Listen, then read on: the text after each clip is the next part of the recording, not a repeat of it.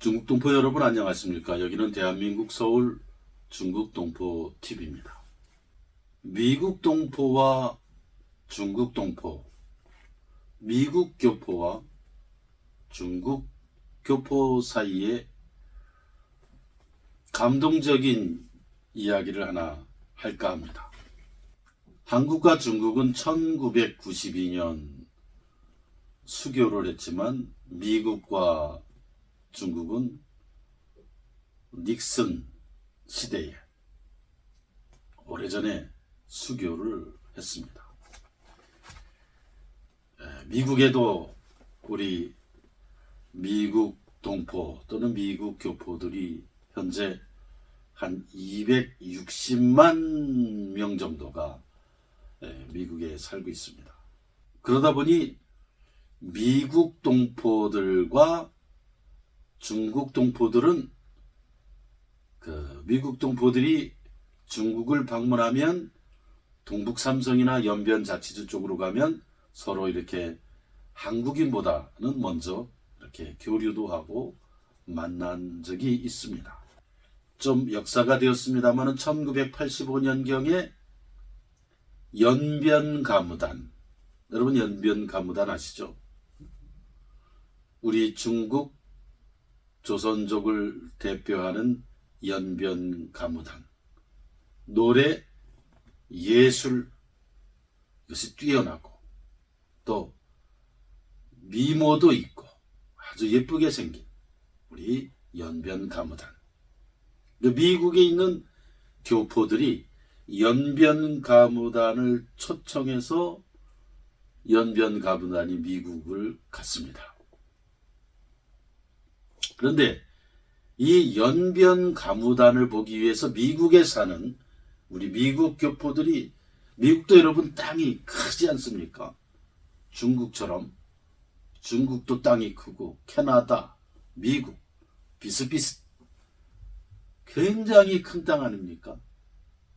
그런데 중국 동포들은 주로 동북삼성에 이렇게 밀집해서 살았지만 미국에 있는 우리 미국 동포들은 이렇게 집단적으로 모여 사는 데도 있지만 로스앤젤레스 이런데, 그러나 미국 전역에 이렇게 흩어져서 살고 있다고 합니다. 그런데 이 연변가무단을 보기 위해서 우리 동포, 중국 동포의 연변가무단을 보기 위해서 미국 전역에서 수백 리 떨어진 곳에서 비행기를 타고 혹은 차를 몰아서 며칠 몇 날을 몰아서 연변가무단 공연을 미국 동포들이 봤다고 합니다. 미국 교포들은 연변가무단의 공연을 보면서 모두 눈물을 흘렸다고 합니다. 감동의 눈물, 혈연의 눈물, 서로 만나는 상봉의 눈물이었습니다. 그 당시 10살 난 어린 소녀로부터 20대, 30대의 그 미국 동포 청년들, 또 나이 드신 미국 동포들, 우리 다 울었다고 합니다. 그러면서 연변가무단의 그 가무단원들, 우리 한국어, 조선말로, 우리말로 말을 하고 대화하고 아직도 우리 민족의 언어를 지켜내고 있고 말을 하고 있는 걸 보면서 너무너무 감동했다고 합니다. 왜? 미국에 사는 동포들 가운데는 한국말을 못하는 잃어버린 동포들도 있다고 하는 겁니다. 어떤 미국 동포들은 연변가무단 단원들에게 이런 얘기를 했다고 합니다. 미안하다. 우리는 같은 동포인데 미국에 살면서 영어는 하지만 한국말을 잃어버린 동포들도 있는데 여러분들은 우리 민족의 언어인 조선말이 한국말을 이렇게 이어오고 보존하고 지켜온 것에 대해서 너무너무 감사한다. 우리가 부끄럽다. 이런 얘기를 했다고 합니다. 중국 동포들에게 있어서 가장 큰 자랑거리라고 할 수 있는 것은 1세기, 100년 또는 150년을 이상을 중국 동북 삼성 만주 땅에 살면서 이 거대한 중화 문화권 속에서 살면서 거기에 완전히 흡수되지 않고 이 조선의 문화, 우리 민족의 문화와 정신, 그리고 이 언어를, 조선말, 한국말을 지키고 우리 민족의 풍습을 지켜온 것, 여기에 대해서 미국 동포들은 연변 가무단을 보면서 굉장히 높이 평가했다고 합니다. 어떻게 그렇게 우리 민족의 언어, 풍습, 정신, 문화를 어떻게 그렇게 지켜내고 지켜왔느냐? 미국 동포들이 아주 감동했다 그래요. 고맙다. 그걸 지켜준 여러분들이 고맙다. 그리고 미국 동포들은 미국이라고 하는 잘 사는 나라에 살면서도 연변 가무단 단원들에게 경제적으로 잘 살고 부유하다고 하는 것을 일체 자랑하지 않았다고 합니다. 가난한 중국 동포 연변 가무단을 보고서도 한마디 자기 자신이 잘 사는 미국 동포들이 자기 자신을 경제적으로 부유한 것에 대해서 한마디 하지 않고 오직 중국 동포들이 연변 가무단이 동북 삼성에 사는 우리 중국 동포들이 우리의 민족의 우리 민족의 정신, 문화, 말을 지켜오고 있었던 것에 대해서 굉장히 높이 평가하며 감동하며 감사를 표시했다고 하는 겁니다. 미국 동포 가운데 작가가 있습니다. 수필가이기도 한 이계양 씨는 당시에 이렇게 연변 가무단을 보고 이런 말을 했다고 합니다.